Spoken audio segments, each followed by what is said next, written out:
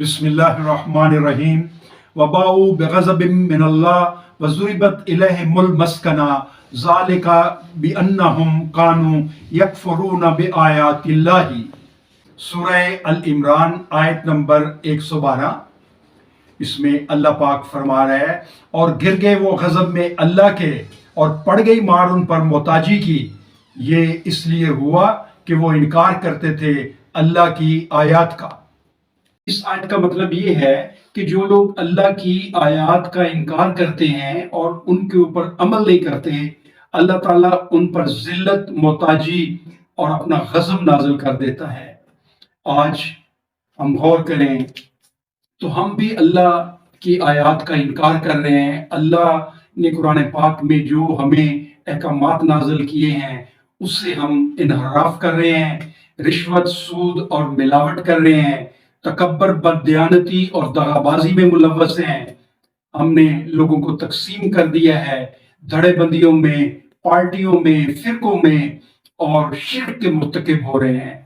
ہم نے اسلام میں خود ساختہ چیزوں کو گھڑ لیا ہے اور اس طرح ہم اللہ کی راہ سے خلق خدا کو روک رہے ہیں۔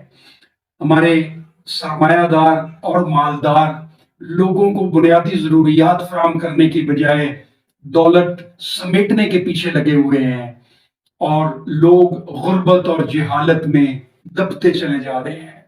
بھائیوں، ان کو چھوڑ دیں، اللہ کی طرف پلٹ آئیں، قرآن پاک کو ترجمے سے پڑھیں اور اللہ کی آیات کے اوپر غور و فکر کریں۔